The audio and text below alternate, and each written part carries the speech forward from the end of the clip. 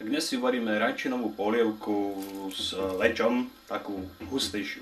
Na prípravu potrebujeme zeleninové lečo, sedmičku. Potom klasický pretlak, toto je 400 gramový. Dá sa to robiť aj polovičné, samozrejme v dávke to menšie lečo, 3-decové a 200 gramové. Ďalej bobkový list, klinčeky zahrať zase troška, takú menšiu hrst, olej, sol tam pôjde, hladká múka s olejom, pôjde vlastne zápraška. A ak som spomínal ten praškový cukor, to budem ešte dochucovať s tým. A celé korene. Takže z oleja a múky si spravíme tú klasickú záprašku. Ale dobrý, keď je hustejšia polievka, tak odporúčam takú múky troška pridať.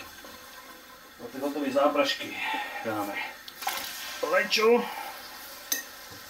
Troška ho vypláchneme s vodou. Pohárik.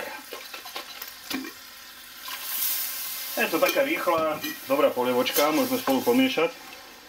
Takisto tam pridáme ten celý pretlak. A už podľa potreby, ak chcete mať úplne hustú, lebo reču, si dajte tej vody tam.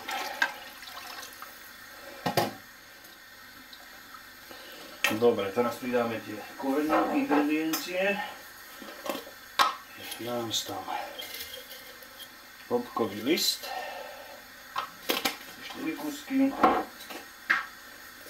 a chuť troška klinčekov a halinko, takých 7-8 kuskov klinčeka. Môžeme nadať 3-4 zrnka nového korenia. Celé korenie to mám tuto. Tak jemné.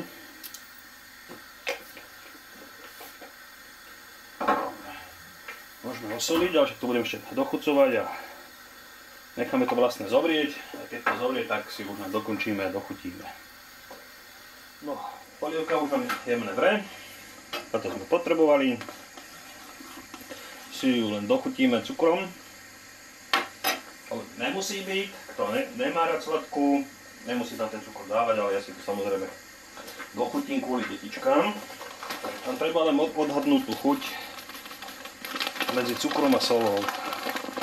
Bez soli by to bolo moc sladké, tam tá sol práve že to zvýrazní. Ja ešte som zabudol na začiatku sír, tvrdý sír, to nakoniec dáme na vrch síru, postruhame.